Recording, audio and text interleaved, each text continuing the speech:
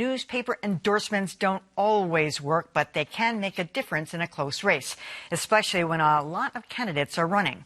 Case in point, the Boston Globe's recent pick to replace Joe Kennedy. But there, the paper's stamp of approval may not have the intended effect. Adam Reilly has more. When Globe editorial page editor Bina Venkatraman interviewed congressional candidate Jake Auchincloss this week, she sounded skeptical. You asked for the superintendent of Newton North not to punish students who had waved the Confederate flag. You are standing up for the powerful and not the marginalized. The good news for Auchincloss, he'd already gotten the Globe's endorsement, with the paper calling him the one hopeful who stands out in an impressive 9-candidate primary. I'm honored to have the Globe's endorsement. But that choice sparked a deluge of letters, a dissenting column from Shirley Leung, and that interview in which Auchincloss was grilled for 45 minutes. And you wrote and posted on Facebook, "So we can't burn their book, but they can burn our flag." It was a stupid remark by a snarky 22-year-old.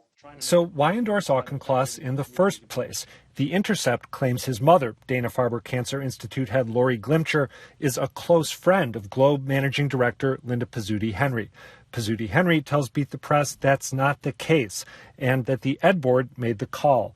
Whatever the backstory, the Globe is standing by its man. Now we endorsed you, and with new information and new concerns from our readership, from voters, this is the beginning of accountability. Asked if she and her colleagues would make the same choice again, given what they know now, Venkatraman didn't directly answer, saying instead she'll reassess the entire endorsement process after the election.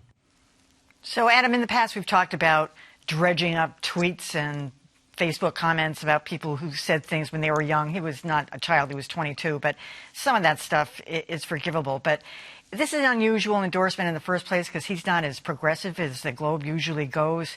And by the way, why not retract an endorsement if you think you might have a mistake? Would that be so terrible?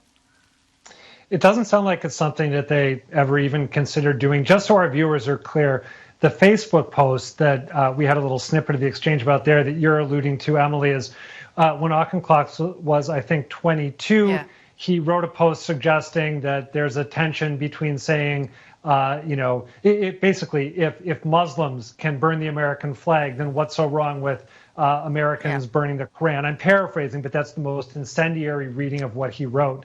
I think the Globe, Ed Board, got caught in a sort of a double bind here. On the one hand, this race hasn't gotten the attention that it might have because of the pandemic. I mean, even the Kennedy Markey Senate race hasn't gotten attention. So people are coming to this late. And the revelation about that Facebook post, I think, hit the day that the Globe was endorsing. At the same time, the Ed Board has felt like they've needed to endorse early because we are in the midst of a pandemic and people are going to be voting by mail. So they've kind of been squeezed in both directions. And I do think that this timing issue is something that they're going to have to really think about very carefully from here on out. Well, I just have to say that forgivable is in the eye of the harmed. So let me just put that on the table first. The second thing I want to say is the Globe was in a really weird position because after they got such a blowback from readers, then they were forced to sort of do this hard interview with him. And I felt kind of weird for them because otherwise, if they hadn't, then people would say, you didn't ask our questions, you didn't defend. But they'd already chosen him. So it's really just a bizarre situation for them. And I just didn't know how to read that. At the point that you have decided to endorse him, I think you want more standing up for him than putting yourself in a position where you're sort of going at him so that he's forced to defend himself. But that's just how I read it. I thought, wow, this is new and different. And I don't know, so effective. This whole process has been very strange, hasn't it?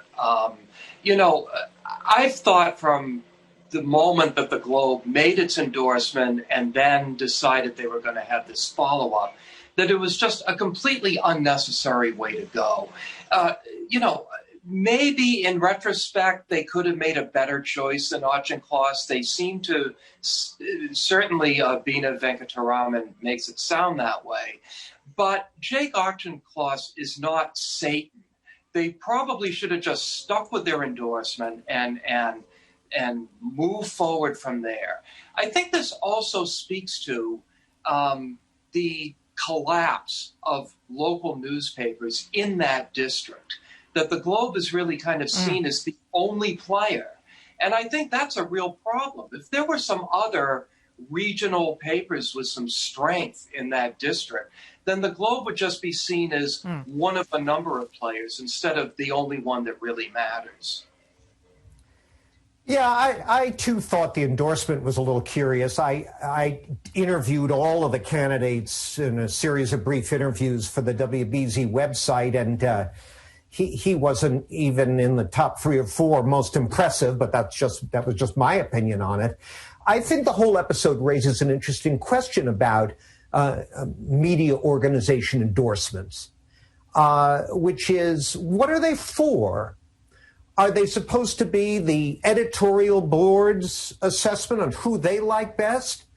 And that's it, and here it is, you make up your own mind? Or are they supposed to be moving voters?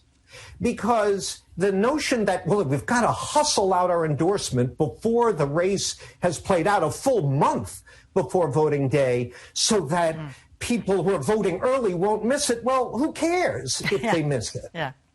I don't quite get it. I think that needs to be rethought. Adam, one thing quickly. The Intercept accused Linda Pizzuta Henry of interfering in the editorial process of.